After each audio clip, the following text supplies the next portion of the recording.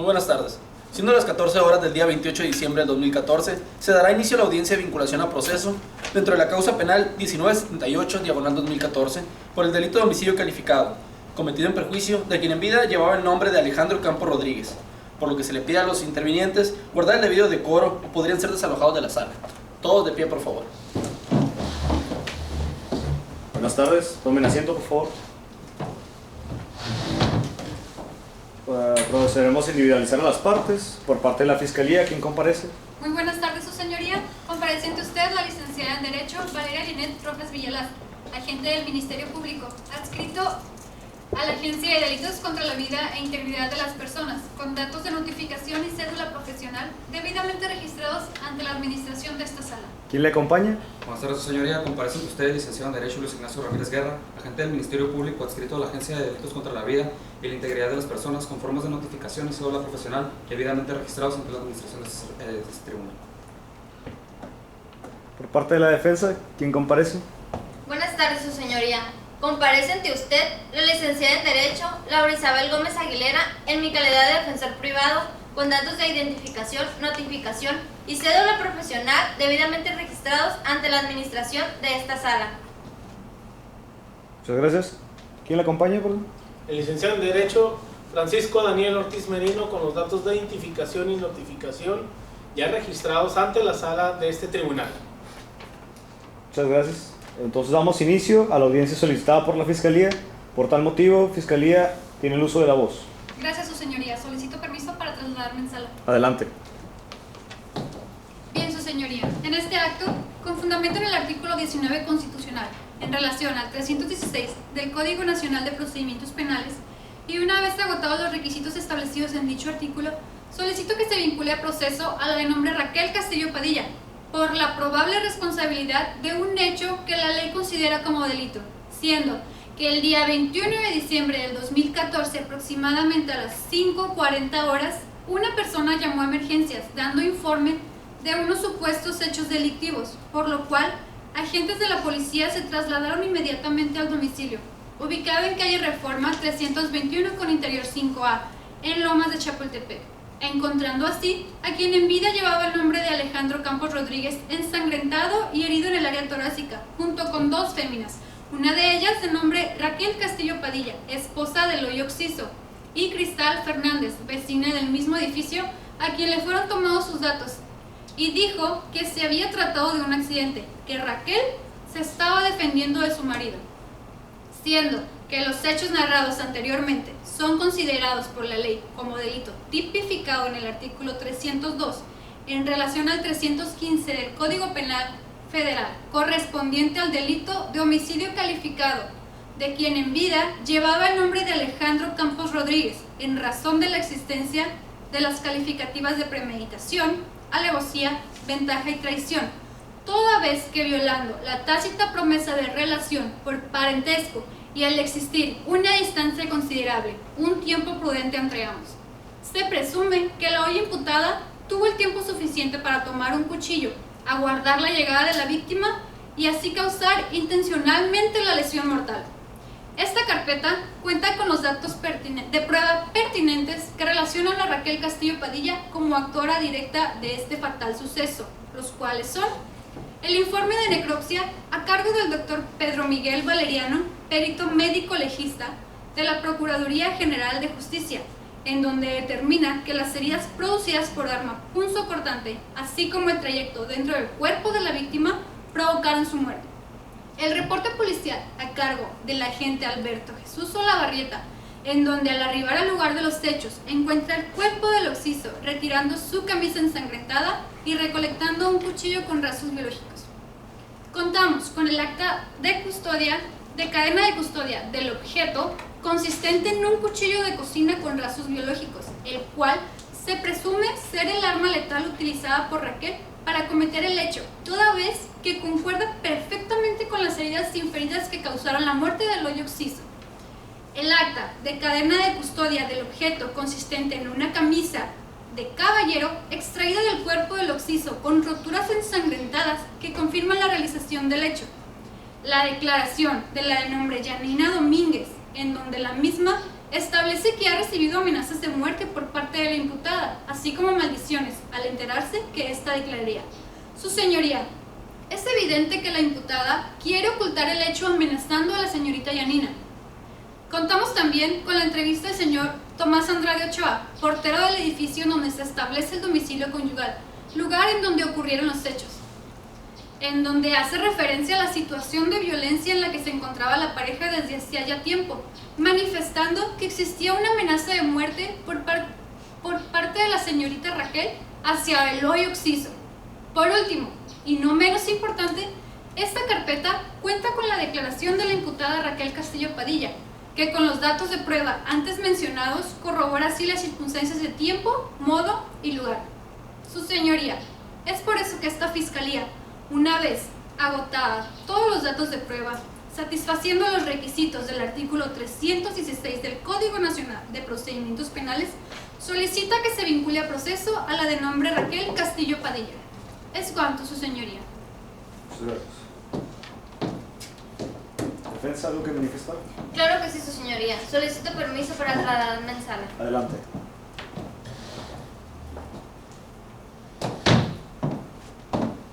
Bien, su señoría. Una vez escuchados los antecedentes expuestos por la Fiscalía para solicitar la vinculación a proceso y en virtud del principio de contradicción establecido en el artículo 20 de la Constitución Política de los Estados Unidos Mexicanos, así como también en el Código Adjetivo de la materia, esta defensa considera improcedente la petición que hace la representación social, toda vez que no existen suficientes datos de prueba que acrediten la probable responsabilidad de mi defendida, ya que los datos que obran en la carpeta de investigación resultan insuficientes. Es por ello, su señoría, que resulta sumamente necesario analizar uno a uno los datos que ofrece la Fiscalía para motivar su petición. En un principio, tiene la necropsia a cargo del doctor Pedro Miguel Valeriano, perito médico legista de la Procuraduría General de Justicia, con la cual, si bien es cierto, se acredita el hecho, pero sin embargo no queda acreditada la probable responsabilidad de mi defendida, ya que, aunado a esto, aporta en segundo lugar un cuchillo de cocina con restos biológicos que aparecen en el lugar de los hechos, pero en ningún momento a este cuchillo se le ha realizado una prueba pericial en dactiloscopía que corrobore que la señora Raquel Castillo Padilla tuvo en sus manos dicho instrumento. Asimismo, la Fiscalía aporta en tercer lugar una camisa de caballero color blanco con restos biológicos, con base en la cual el fiscal presume se puede confirmar el hecho, pero lo cierto es que en la carpeta de investigación no se establece número de oficio, fecha y hora en que dicha camisa fue integrada a la cadena de custodia, por lo cual se pide no se tome en cuenta dicho dato probatorio. En cuarto lugar, su señoría, se ofrece la declaración de la de nombre Yanina Domínguez, con la cual Eloy Oxiso mantenía una relación en secreto. En dicha declaración establece que ha recibido amenazas de muerte por parte de mi defendida, y respecto a esto, su señoría, no hay dato de prueba que motive la declaración de Yanina Domínguez, salvo esta misma. Como quinto dato probatorio, se ofrece por la contraria la entrevista del portero del edificio, Tomás Andrade Ochoa. Pero ¿qué credibilidad se le puede dar a una persona que, además de afirmar estar constantemente en estado de ebriedad, miente en su primera declaración ante la autoridad? Por lo cual, su señoría, se solicita no se tome en cuenta dicho dato probatorio, ya que carece de credibilidad. En sexto lugar, se aporta la declaración de mi defendida, Raquel Castillo Padilla, la cual, su señoría, se pide no sea tomada en cuenta, ya que con fundamento en el artículo 20, apartado B, fracciones primera, segunda y octava de la Constitución Política de los Estados Unidos Mexicanos, existió una violación de derechos humanos de la señora Raquel Castillo Padilla, ya que al momento de rendir su declaración no se le leyeron sus derechos y tampoco tuvo una defensa técnica y adecuada, la cual, de acuerdo a la tesis jurisprudencial décima época 2009-005, se garantiza cuando se proporciona una persona con conocimientos técnicos en derecho suficientes para actuar diligentemente con el fin de proteger las garantías procesales del acusado y evitar que sus derechos se vean lesionados. Y mi defensa En ningún momento su señoría contó con dicha asistencia. Por si esto fuera poco, dicha declaración fue tomada el día 23 de diciembre del 2014, 2 días después de que la señora Raquel Castillo Padilla fue detenida.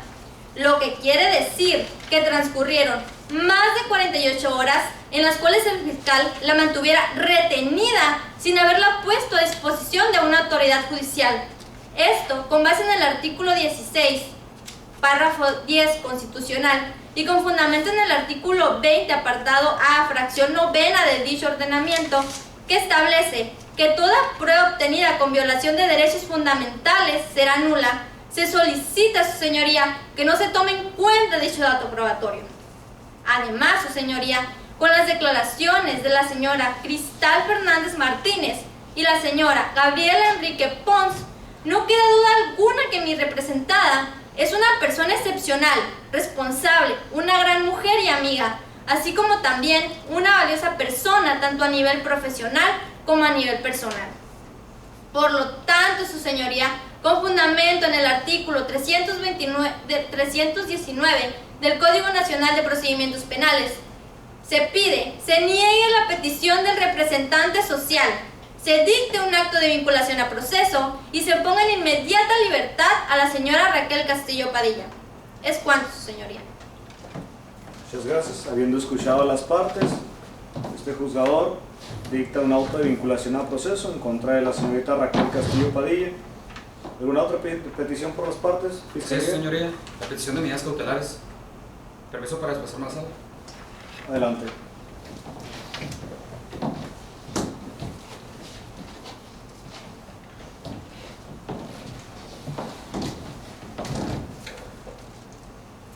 Muy buenas tardes, señoría. Esta Fiscalía considera que se han acreditado los requisitos de procedencia que establece el artículo 154 del Código Nacional de Procedimientos Penales, el cual menciona la imposición de medidas cautelares cuando ocurren las siguientes circunstancias. Primero, que se haya formulado imputación y segundo, que se haya vinculado a proceso. Situaciones que previamente se resolvieron. Ahora solicita usted, honorable juzgador, se dicte la medida cautelar consistente en prisión preventiva a la imputada, esto con fundamento en el artículo 19 de la Constitución Política de los Estados Unidos Mexicanos. Asimismo, el artículo 155, apartado 14 del Código Nacional de Procedimientos Penales, el cual habla de los tipos de medidas cautelares y específicamente el de la prisión preventiva. Aunado a mi solicitud, expondré los siguientes motivos.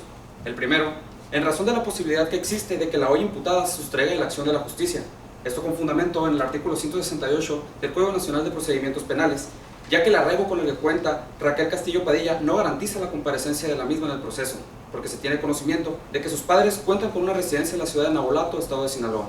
El segundo es porque existe un evidente peligro de obstaculización del desarrollo de la investigación, tal como menciona el artículo 169 de la Ley Adjetiva Penal, en su apartado primero, en donde se establece que exista el peligro de que se destruya, oculte o falsifiquen elementos de prueba, esto en razón de que la imputada pueda modificar de alguna manera la escena de los hechos.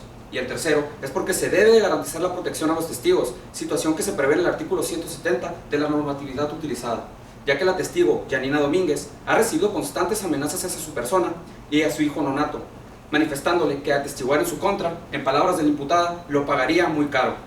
Por todo lo anteriormente expresado, reitero mi solicitud ante usted, su señoría, consistente en la implementación de la medida cautelar de prisión preventiva a la imputada Raquel Castillo Padilla, porque es claro que primero puede obstaculizar la investigación, existen motivos que acreditan la sustracción de la acción de la justicia y el peligro que en su momento pueda poner en una situación de riesgo la vida de Yanina Domínguez, sino también al bebé que lleva en su vientre. Es todo, señoría. Muchas gracias. ¿Defensa algo que manifestar? Así es, su señoría, y se pide permiso para trasladarse en sala. Adelante. Gracias.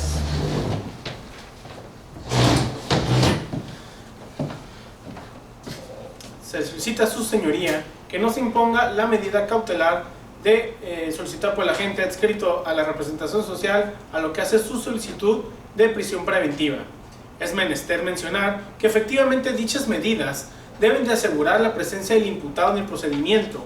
Sin embargo, hoy en el ejercicio de la contradicción, así como los derechos que mi representado tiene por reconocidos en nuestro sistema jurídico, es de suma importancia mencionar que para alcanzar la prisión preventiva, primeramente se debe asegurar que las demás medidas no son suficientes para garantizar, primero, la comparecencia del imputado en su proceso. Segundo, que la toma de cualquier otra medida no garantiza el desarrollo de la investigación, y tercero, haber sido sentenciado previamente por la comisión de un delito doloso, y por lo que acababa de desahogar por parte de la Fiscalía, en ningún momento se aseguró en su totalidad estos 3 puntos ya mencionados, rompiendo así con lo estipulado en nuestra Carta Magna en su artículo 19. Si bien es cierto que se estipula que de manera oficiosa, también menciona en forma clara y concisa que únicamente será aplicable la prisión preventiva cuando las demás medidas cautelares no sean suficientes para corroborar la permanencia del imputado dentro del proceso.